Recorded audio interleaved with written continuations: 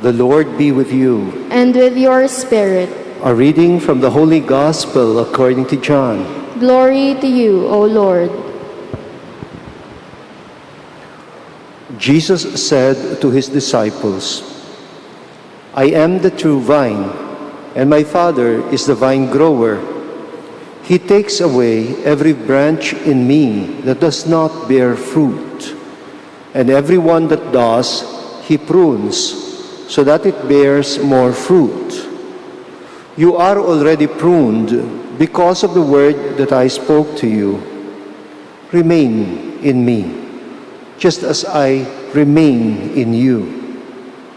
Just as a branch cannot bear fruit on its own unless it remains on the vine, so neither can you unless you remain in me. I am the vine, you are the branches. Whoever remains in me and I in him will bear much fruit, because without me you can do nothing. Anyone who does not remain in me will be thrown out like a branch and wither. People will gather them and throw them into a fire, and they will be burned. If you remain in me, and my words remain in you, ask for whatever you want, and it will be done for you. By this is my Father glorified, that you bear much fruit and become my disciples. The Gospel of the Lord. Praise to you, Lord Jesus Christ. Please be seated.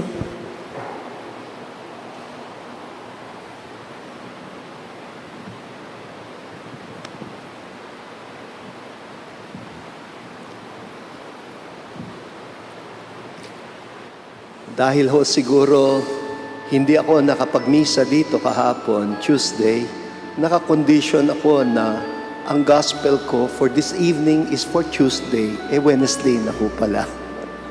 And I hope you don't mind that I just share the reflection that I prepared for yesterday's gospel about peace.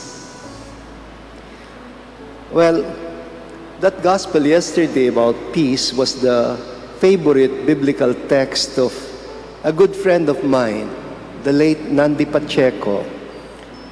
I know him to be one of the most staunch peace advocates of the Catholic Church in the Philippines. And it was his main source of inspiration for advocacy for a gunless, non-violent society. And by the way, in case you do not know, he passed on. Namatay siya noong February of this year. And in his memory, I want to focus our reflection this evening on the question, what is the peace that Christ brings? And why is it different from the peace that the world promises? Minsan, and I think naikwento ko na ito sa ibang homily, narinig ko yung isang senador being interviewed on public television na hindi raw siya masaya doon sa linya o huling linya ng lupang hinirang.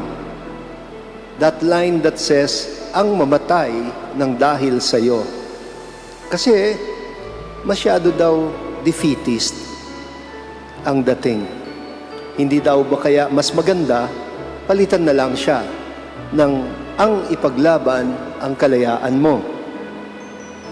Well, actually, there was nothing bad about his idea. Sa konteksto ng kasalukuyan nangyayari ngayon sa Europa with regard to the Russian invasion of Ukraine, totoo naman, we have every reason to be vigilant in defending our own national sovereignty. Sino bang nag-aakala nababalik na naman sa uso ang mga wars of occupation? But you know, ironically, ang presidente ng Russia ang nagsasabi na kaya daw niya ang ginagawa niya ngayon sa Ukraine, it is in defense of his country. Pinagtatanggol niya ang kanyang bansa. For him, the mere intention of Ukraine to join the NATO was already a threat to Russian security. In Tagalog, ang logic ay ganito, kesa unahan niyo ko, uunahan ko na kayo. And the idea is, it is safer to be ready for the offensive than to give your enemy the chance to strike back, to strike at you. Ito yung psychology ng arms race. At ito rin yung nag-guarantee ng good business in the arms industries all over the world. For the warmongers, there is no better way of achieving peace than a show of force. Parang umayos ka dyan, kundi baka malintikan ka. I think this is what the late Nandi Pacheco calls the kind of peace that the world can offer. And the advocates of this kind of approach think that a nation can only achieve peace by building its military might.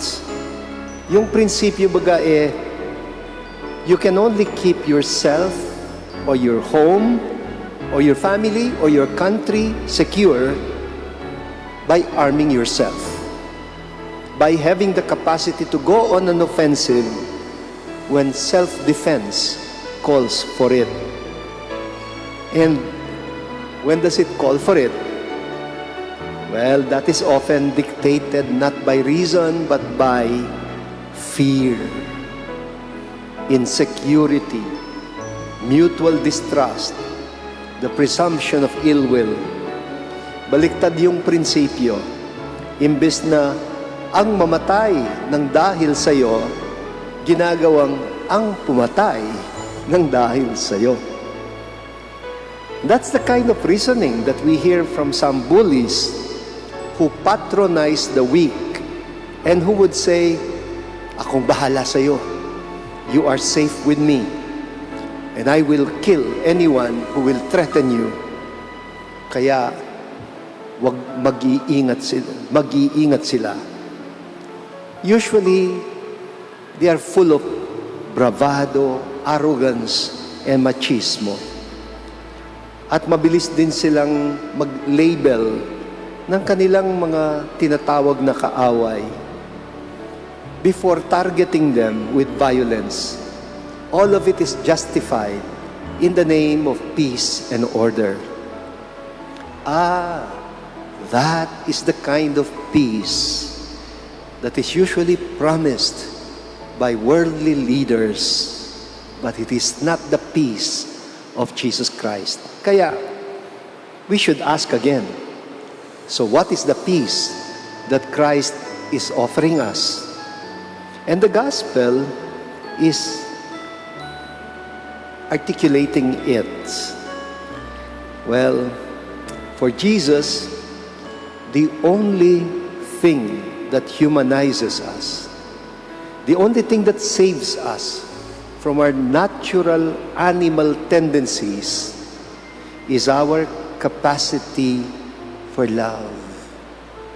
That's why ang kasunod ng gospel na binasa natin ngayon is love as the only thing that will make us remain in Him and He in us. Kaya ang tawag ni Jesus sa love is ang bagong kautusan. It is the new commandment. Because it saves us from our instincts to be violent, to return evil for evil. Si St. Paul has that beautiful chapter in 1 Corinthians 13. Parang may mga instructions siya doon on how to grow in the love of Christ by being patient and kind, not jealous, not arrogant, not rude, not quick-tempered or resentful, not brooding over injury, etc. So, for us Christians, learning to love like Christ is the key to the peace that the world cannot give. It teaches us never to desire the destruction even of your own enemies. It would rather die than kill for the sake of the beloved. Di ba? No greater love one has than to lay down your life for the ones you love. Para sa ating mga Kristiyano, itong kapayapaan na ito is not just a utopian vision. Not only is it possible, it is the only way to peace. Siyempre, the real challenge is committing ourselves to this vision of Christ. Take note, Jesus is not talking about peace as just a product of our human efforts. Above all, it is a gift. It is a gift that we must constantly pray for, even as we are working hard for it. I don't know if you've heard that liturgical song that expresses this very well. It says, "If there's one more gift I'd ask of you, Lord, it would be peace, peace on earth, as gentle as your children's laughter all around, all around."